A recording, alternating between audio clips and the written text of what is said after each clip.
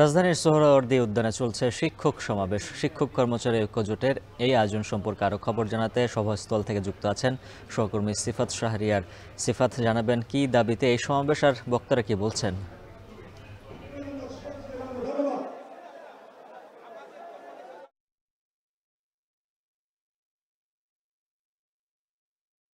এখানে স্বীকৃতিপ্রাপ্ত বেসরকারি যে শিক্ষকরা রয়েছেন, কর্মচারীরা রয়েছেন, তাদের জাতীয়করণের দাবিতে আজকের এই সমাবেশ। যদিও এটি শিক্ষক দিবস উপলক্ষে তারা করছেন। শিক্ষক দিবস 2 দিন আগেই গেছে, জানেন, 5 তারিখ, এবং এটি বলা যায় জাতীয়তাবাদী সমর্থক যে শিক্ষকরা রয়েছেন তাদেরই একটি আয়োজন। শিক্ষক কর্মচারী ঐক্য জোট যেটি রয়েছে, একটু দেখাতে চাই যে এখানে শিক্ষক সারা দেশ থেকে শিক্ষক নেতৃবৃন্দ এবং শিক্ষকরা এখানে উপস্থিত হয়েছেন। একটু দেখাতে বলবো যে শিক্ষক যারা আছেন ইতিমধ্যে তাদের যে অনুষ্ঠান সেটি শুরু হয়ে গেছে। আনুষ্ঠানিকভাবে তারা জাতীয় সঙ্গীতের মধ্য দিয়ে অনুষ্ঠান শুরু করেছেন। শিক্ষকরা তাদের আসন গ্রহণ করছেন এবং যদিও এখন পর্যন্ত এখানে যারা বিএনপির যারা নেতৃবৃন্দ রয়েছেন, কেন্দ্রীয় নেতৃবৃন্দ, তারা কিন্তু এখনো কেউ এখানে এসে উপস্থিত হননি। শুধুমাত্র শিক্ষক নেতৃবৃন্দ যারা রয়েছেন তারা এখানে এসেছেন।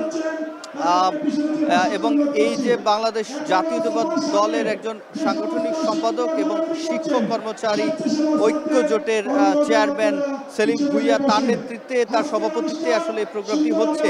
এবং এই অনুষ্ঠানে বিএনপির ভারপ্রাপ্ত চেয়ারম্যান তারেক রহমানের ভার্চুয়ালি যুক্ত হওয়ার কথা রয়েছে। এবং এই যে স্বীকৃতিপ্রাপ্ত বেসরকারি শিক্ষক কর্মচারীদের যে জাতীয়করণের দাবি, সেটি তারা এই এক দফা দাবি নিয়ে মূলত আজকের এই আয়োজনটি। এবং সোহরাওয়ার্দী উদ্যানে এটিকে ঘিরে সকাল থেকে সারা দেশ থেকে আমরা দেখেছি যে বাসে করে এবং উপকণ্ঠের শহরগুলো থেকে বলা যায় এই যে যেই শিক্ষকরা রয়েছেন তারা কিন্তু এসেছেন মাইক্রো বাসে করে, আমরা দেখেছি।